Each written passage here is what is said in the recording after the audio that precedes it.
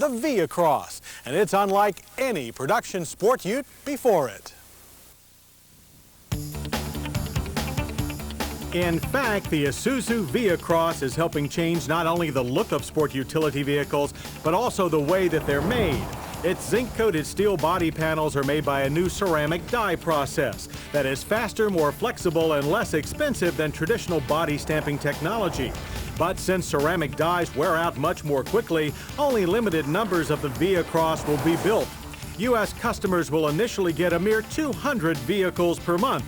That select group will revel in the unique lines of the VehiCROSS's cyberpunk body style, which is protected down below by chunky lower body cladding molded from unfinished black polypropylene and even attached with industrial-looking Torex screws.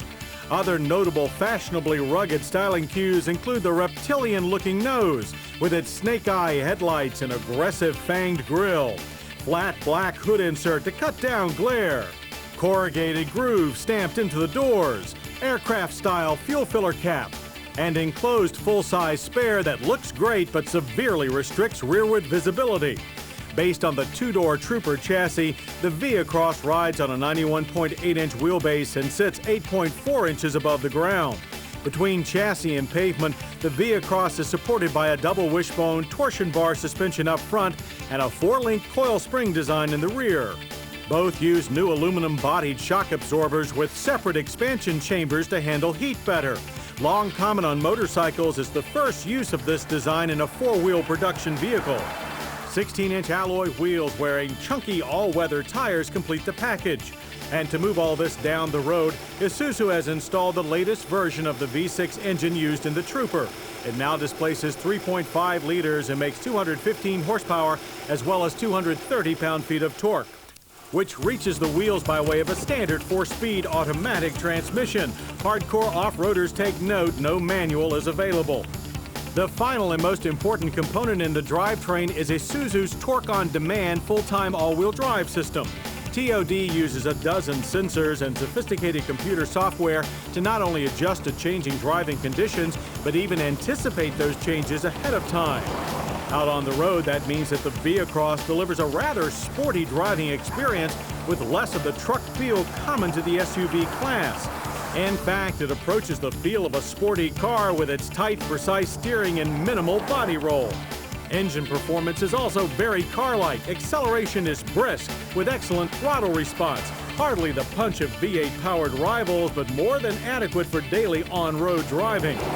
Off-road daily driving is also no chore, especially when it's on the big island of Hawaii. With some of the most changeable landscapes and weather conditions on the planet, Hawaii proved a perfect paradise to test an SUV that some wags think looks like it came from outer space. In truth, the lava rock and dirt roads we encountered on our controlled journey were easily conquered by the VehiCROSS and its nearly invisible TOD system. The really tough stuff was off limits, but we still put this way out Isuzu through a lot more trials than most buyers will encounter. Of course, while the outside of an SUV is a big part of buyer appeal, inside is where they'll spend all the drive time. And the inside of the VehiCROSS is frankly a disappointment. Rather than build an interior as radical as the exterior, Isuzu simply transplanted the Trooper's conventional dash. Though both dash and doors do get a bit of faux carbon trim. The seats, however, are leather-covered Recaro buckets that not only look good but offer plenty of support, and they face a set of jazzed-up analog gauges.